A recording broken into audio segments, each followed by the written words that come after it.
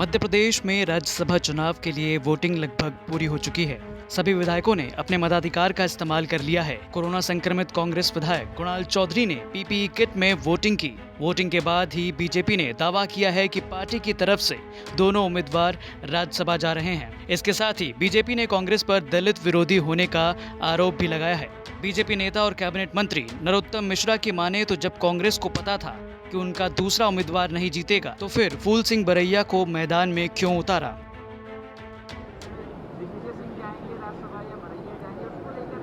मैं तो प्रार्थना करूंगा एएनआई के माध्यम से, अभी भी वक्त है, अनुसूचित जाति के व्यक्ति को भेजना चाहिए। राजनीतिक बात भी अगर माने तो ग्वालियर चंबल में 16 सीटों पर चुनाव है और बड़े मतदाता हैं। इस तरह से एक दलित व्यक्ति का अपमान नहीं किया जाना चाहिए। हारने के लिए क्यों लड़ाया जब मालूम था कि आपके पास वोट नहीं है तो नहीं लड़ाना था। लेकिन दावा कर रहे हैं कि चौंकाने वाले, ये मैं शाम तक की बात है ना, ये ऐसे ही उस समय भी कहते रहे थे। ऐसा नहीं कह वो रहे हैं चौंका आपके। नहीं, हम कोई चौंका, हम पर पर्याप्त वोट है, हम क्यों चौंकाएं। हमें चौंकाने की जरूरत है नहीं। बहुत स्पष्ट है, हम 2 सीटों पर ही मतदान कर रहे हैं, दोनों सीटें हम जीतेंगे। ये उनने जो किया है दलित का अपमान, ये बहुत चिंता की बात है।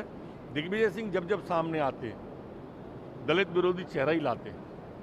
अनुसूचित जनजाति के व्यक्ति को शिवपाल सिंह सोलंकी को भी मुख्यमंत्री नहीं बनने दिया, फिर बुआ जी को नहीं बनने दिया इन्होंने, जमुना देवी जी को, और अब फूल सिंह बरैया को नहीं बनने दे रहे। ये अच्छा नहीं है, ये कांग्रेस का दलित विरोधी चेहरा है।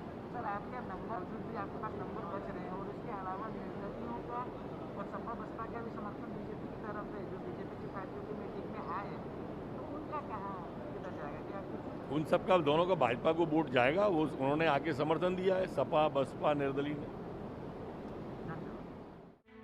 कांग्रेस सूत्रों की माने तो पार्टी ने भी अपनी हार मान ली है। पार्टी के नेता इसके लिए सिंधिया समर्थक बागी विधायकों को दोषी ठहरा रहे हैं। देखिए, दिग्विजय सिंह जी का चुना जाना तय है। बाकी संख्या हमारे पास है नहीं है कि दूसरा कोई चुना जाए। इसमें ये भी आए थे कल बरैया जी नाराज हो गए थे, नाराज होकर चले गए थे। नहीं, ऐसी कोई बात नहीं है। वो पार्टी के साथ है, उन्होंने मन में इस तरह की नाराजगी प्रकट की। दूसरे साथी कह रहे हैं, आपके दूसरे साथी कांग्रेस के कह रहे हैं कि चौंकाने वाले परिणाम आ सकते हैं। क्या चौंकाने वाले परिणाम आ सकते हैं? मुझे तो कुछ ऐसा नजर आता नहीं है।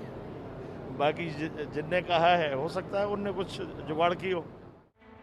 आपको बता दें कि राज्य में 3 विधानसभा सीटों के लिए वोटिंग हुई थी। बीजेपी की तरफ से ज्योतिरादित्य सिंधिया और सुमेर सिंह सोलंकी मैदान में थे, जबकि कांग्रेस की तरफ से दिग्विजय सिंह और फूल सिंह बरैया अपनी किस्मत आजमा रहे हैं। हालांकि जिस तरह से बीजेपी दावा कर रही है, उस हिसाब से बीजेपी के सिंधिया और सोलंकी चुनाव जीत रहे हैं, जबकि कांग्रेस की तरफ से सिर्फ दिग्विजय सिंह राज्यसभा पहुंच पाएंगे। भोपाल से रविशपाल सिंह की रिपोर्ट, एमपी तक।